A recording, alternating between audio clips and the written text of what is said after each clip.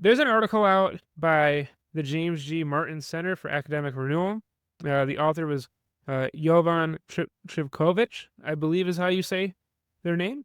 This degree can be yours for only $43,872 per academic year. What a deal. And they started this off and it says, Johnson & Wales University recently made headlines, but not because of its premier and affordable programs in food service management. The coverage instead stemmed from news of faculty and staff layoffs. And I saw this getting shared a lot on LinkedIn, and this is why I thought it was important to bring this up. So this May, Johnson & Wales University announced plans to lay off 91 faculty and staff members, about 5% of its workforce. The cuts will impact both its campuses in Providence, Rhode Island, and Charlotte, North Carolina. This decision follows years of campus closures, declining enrollments, and an operating deficit of $34 million. With these layoffs, JWU's leaders hope to quickly reform the school's operating model. Chancellor Mim Rudy says we simply cannot afford to be the size that we once were. Along with staff cuts, the university is also postponing salary increases until later this year, as its cash reserves are nearly depleted. Johnson & Wales now faces an uncertain future. The author goes on to say, Johnson & Wales University was founded in September 1914. The hospitality program was introduced in 1972. Enrollment grew from 141 students in 1973 to 3,000 by 1983. And then they go on to say that a hypersurge in specialized niche programs and what the author calls impractical degrees. This strategy set the stage for the crisis Johnson & Wales has faced over the past 15 years.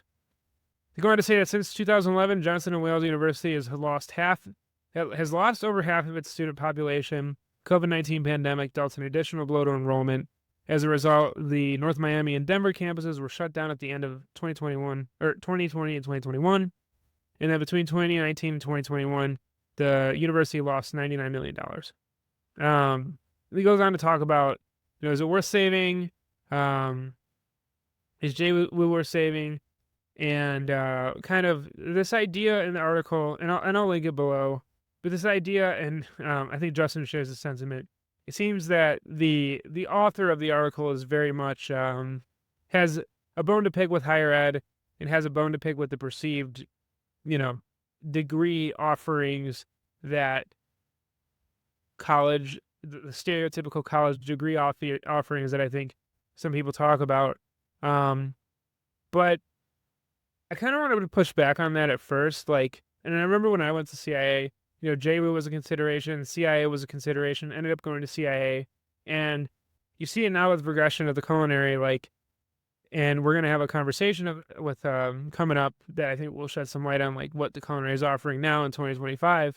But what I think is really important is this idea that culinary schools saw that there was a change in how they were going to offer education. And for the longest time, it was just enough to offer a foundational culinary teaching. You would go there, you would learn the fundamentals, you would learn cuisines from Asia, from the Americas, from Europe, you would learn restaurant cooking, and then you'd be good to go. You go to a restaurant, open a restaurant, or work your way up through one, end up, being the chef and have a fine career. And I think what colleges in the culinary space accurately identified is that their student population wanted more. And that should not be perceived as a negative. And that's where I disagree with this author of this article. Is I disagree that offering different parts of curriculum is wrong or should somehow be shamed. Now you can talk about, was it implemented properly? Was it taught well? Was it given its fair due or was it just kind of added on? And there's always room for critique for that. But I think it's a very hindsight is 2020, but then not actually seeing the whole picture take by saying, oh, they shouldn't have offered all these in, the word that they used, questionable value, offering programs that, aren't able to really, offer programs that maybe aren't focused on the culinary arts. But, JWU does offer other degrees. And that's the college they are. And this author really kind of goes into like different studies they don't agree with. Um, but I think again that's just it doesn't tie into like the culinary arts picture. Um, and I guess what I will round that out by saying is that like when I went to CIA, the bachelor's degree that I got was really important. We went into marketing, we went into HR, we went into managing a business, all those different things. And like that was really, really crucial to being able to like exit the culinary and go work in restaurants, A, but then B, go work outside of restaurants. And if I didn't have that education, I don't know that I would be as proficient working outside of restaurants um, as I am right now. And that, and being able to do this podcast and being able to, do some other business ventures, like that all came from like the education that wasn't culinary focused. So I do feel like there is a sort of political or another message in this article that I think is kind of unfair and doesn't really tie into the culinary side of JWU or like the idea of like why Johnson & Wales is failing. And I think the big thing for the culinary program that's like that people need to be aware of though is like they may have overextended themselves. And I think they've admitted they've overextended themselves. And you see this with any business. This isn't a higher education only issue. It happens everywhere. You open up one more location than you need to. You expand your footprint too large. And you've even seen it with CIA with some of their campus closures. I'm interested to see what happens with Johnson & Wales. My take is they're going to downsize. They're going to close campuses. They're going to, really like dig back into a culinary focus and still offer like those business academic classes, the social study, the social aspect of their teaching curriculum as well. But I think it's going to be more focused and more tight. And I think that's how they're going to find success. But this idea that it's like an impractical degree and it's a sky high tuition, and like I will say that like I will agree that tuition is unaffordable. But again, this isn't a Johnson & Wales crisis, and it's not painted that way. It's shared as like a broader crisis. But like, I guess my question is like, if the degree is that much and it's only focused on culinary arts, then obviously it's not worth that. So what is, and even now, even like if you add in everything, like it's still a lot of money and probably not as worth as it should be. But let's say like we went back to like 30 grand a year, 35 grand a year, like you would expect an education in HR, an education in business management, research development, some sort of basic food science, or if you specialize that in that food science and research development, manufacturing, like that's what I would expect now. If I were going back to culinary school, I wouldn't just expect the basics of cooking. I would expect how to run a restaurant. I would expect exposure to work in jobs outside of restaurants as well. So my take, yes, JWU is worth saving. I don't see, like, I do worry about culinary school. I do think it needs to be less expensive, and I will agree with the author on that. Like, it does need to be less expensive. But at the same time, I think if you look at like the 2010s and like now, wondering why higher education offered what it offered, or criticizing what it offered without like understanding that like that was kind of also the demand of the market. The market, like CIA, there's like credit to them, they've diversified a ton. Like the amount of different degrees you can get, the amount of different opportunities you can have there, what they teach now, the master's courses, like, and there's people that are going to say it's not worth it. There's people that are going to say that's all right. Like, I financially don't have the ability to do that, and don't like see, like, I will not take out more debt to do that. If you have the funds to do that and see that as the next step in your career, like, go for it. And there is a market for that. But to just like simply brush off JWU as a failure of trying to be like a traditional college, or trying to be a college that offers more than just how to cook. And I think that like for me, knowing Johnson & Wales alum, I see it more as an issue with how they've expanded and extended themselves over the quality of the teaching that they've had. I've worked with tons of Johnson & Wales alumni who really thought the food science program were great. I've worked with a ton of Johnson & Wales alumni that are like leaders in companies and doing really well outside of restaurants. And I personally think Johnson and Wales, when I went to school, if you would have told me, like, they probably would have set me up a little bit better on like the food, like the research and development and food manufacturing side, because they had a little bit more of a built out program from what I've heard from people I've worked with and seen in their expertise. So I disagree that it's like an offering, and I personally think it's an overextension. And I think Johnson and Wales needs to get back to maybe a singular campus or two, focused obviously on like the food world, but also like not just restaurants, which I think if I were to give them a pro, that would be the pro, is actually they are focused on other things besides just restaurant work. But I really think that's it. And I do think, going to college is really expensive, and it's unfortunate, but a lot of people are priced out of it. And there's going to be a tipping point as to college is only available to those with able to get, amount of an amount of loans, which is now being capped for many, or you're being priced out because you just simply can't afford it. And so, yes, the price needs to come down in some way, but again, that's a higher education broad problem. I do think that that JWU is good. I do think a market against CIA is good, even though I love my time at CIA. I love like the CIA. I go back there. I love the college. I think competition in any space is good. I think that Johnson & Wales overextended itself, and I disagree that, like, what the author said about different, you can read the article, different studies they might have or different offerings through the coursework. I mean, like, again, that is something that A, is brought on by what prospective students are asking for, and B, it's brought on by like trying to have a more well-rounded education or higher education experience throughout your college tenure. And like, there were many things that I missed at CIA: food manufacturing, research and development, like those things I missed. And I didn't go call side, but like, I feel like in food business management, we should have covered a lot more of those things. In HR, like deeper understandings of HR and deeper understandings of workplace guidelines, like all that's important. If I'm getting a bachelor's degree, that's what I would expect. And CIA hit a lot of those notes, but I wanted it to go even deeper. And so for me, like, this idea that they got to just get back to the roots of cooking, I disagree with, because that's just not the industry anymore.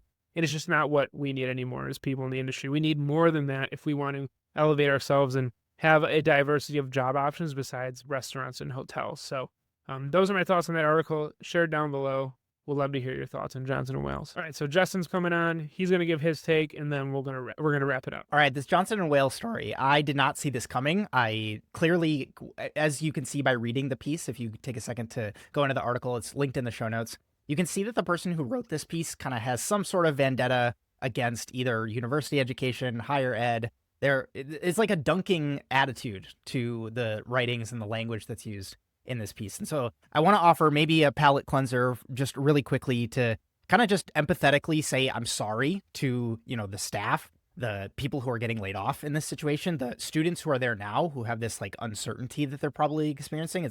I can only imagine what it's like to be going to an institution when you're reading that maybe this place is going to potentially close.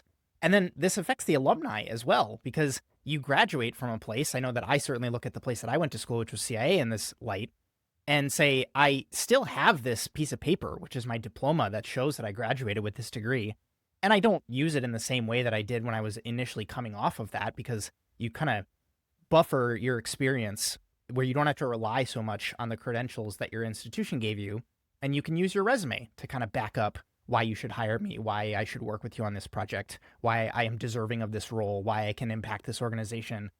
And what first came to mind is kind of what happened in, I think it was 2016 with Le Cordon Bleu. This situation kind of rhymes with that situation. And what we saw with Le Cordon Bleu was a problem of, one, it is a for-profit company who is having struggles getting enrollments, and they were really trying to get all of that stuff offloaded. They were trying to get acquired. They were trying to have somebody come in and take over Le Cordon Bleu and then say, okay, you guys can run with it, whether that ended up being a private equity deal or a merger with another organization, which this article also talks about, which again makes me think that, is that really likely to happen? In the environment of, regulations may be changing, and the environment macroeconomically is maybe a little bit different now. We might see that with Johnson & Wales. But if we're showing all of these numbers going and the charts are going down and to the right, I don't necessarily know if that's all that compelling of a proposition for anybody to come in and turn things around. And so I guess that's kind of where I start, is just being sorry to the people who are involved in all of this. I can only imagine. And, the article goes into some of the numbers. Maybe we can transition to that part. And as I bring these up, you got to kind of keep in mind, like, this article did not pull any punches. They were like very harsh and very objective with how they lay out the situation. So let me read a couple of these to you. Quote, "This May, Johnson & Wales University announced plans to lay off 91 faculty and staff members. And on the surface, that might seem like a lot. And then it kind of like couches that with saying it's about 5% of its workforce. And so from there, you start to think there's 20 times more people than 91 working in the organization. And then you kind of look at the number of locations they have and you're like, oh my goodness, this is kind of like really ballooned. And on that surface level analysis, it sounds like a bloated organization.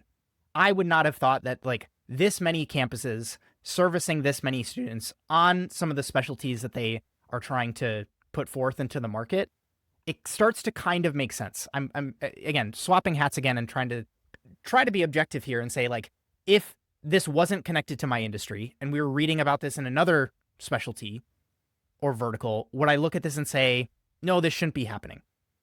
I don't necessarily know.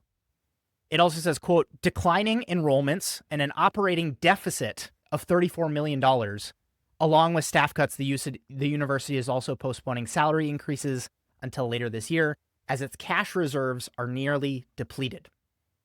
And then that also starts to cast doubt, at least in me, because I'm looking at the situation and saying, okay, we can be super optimistic and say we want to change these things, but the war chest is empty, right? Like, we can't invest into something that's going to make any of this more compelling. And so what are your options? And the article kind of talks about some of the strategies, like lower the cost of enrollment. That's not exciting to hear, because now, are we going to pay our staff less? Are we going to not be able to have facilities that make students excited about, like, maybe I should decide to do my culinary education here? All things to be kind of thinking about. Another quote, since 2011, Johnson & Wales University has lost over half of its student population. The COVID-19 pandemic dealt an additional blow to enrollment, which I think a lot of us saw as either people who are in the midst of their culinary education either had to switch online. Some people didn't even get to go and graduate.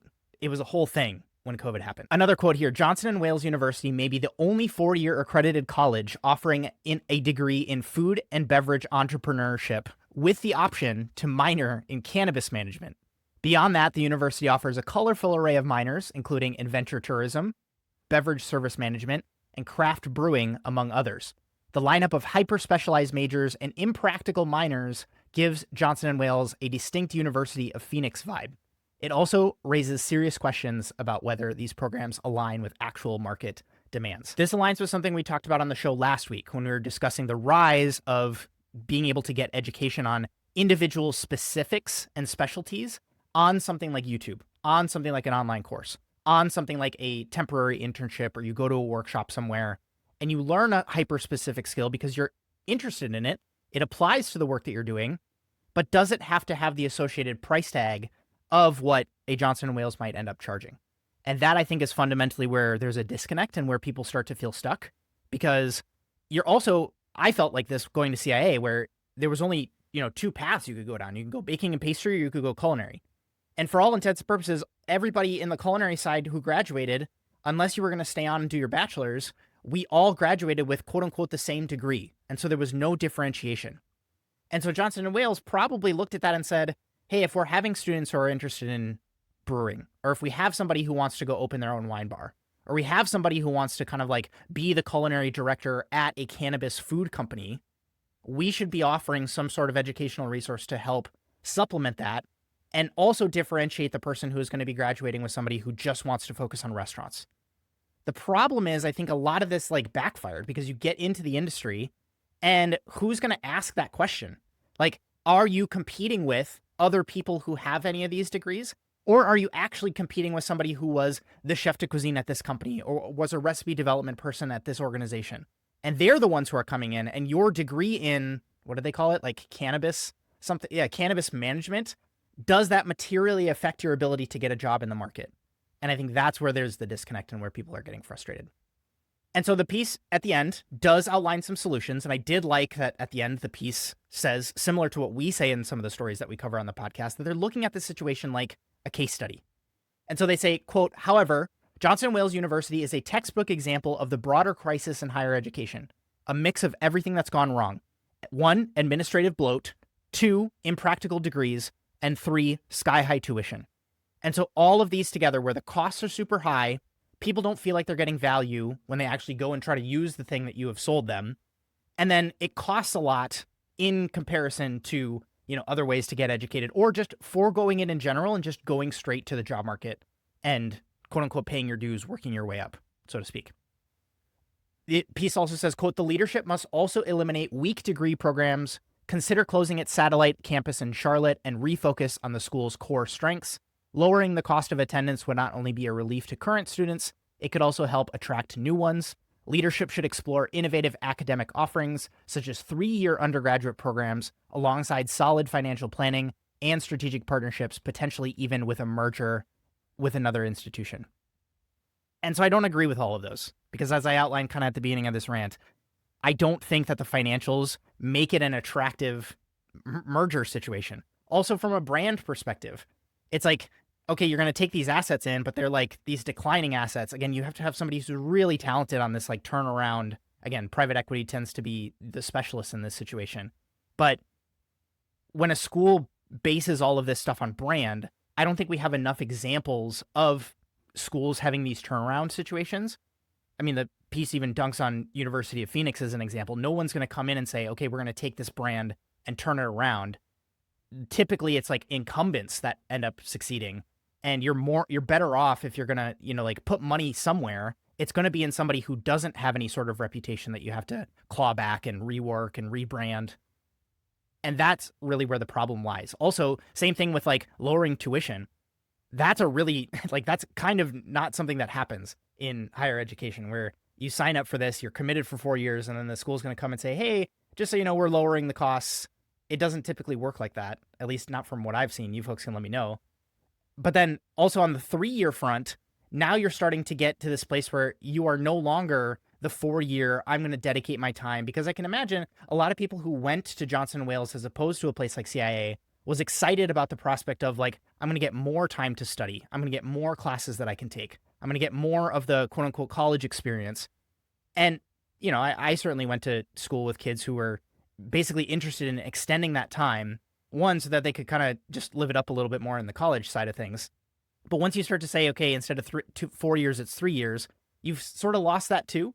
And so I get a little bit frustrated seeing some of these suggestions, and I don't really see them being played out. And so the piece also talks about like, we might just be seeing the downfall of this happening, and we're going to really have to see some leadership come in and make some real strategic moves in order to see this get turned around.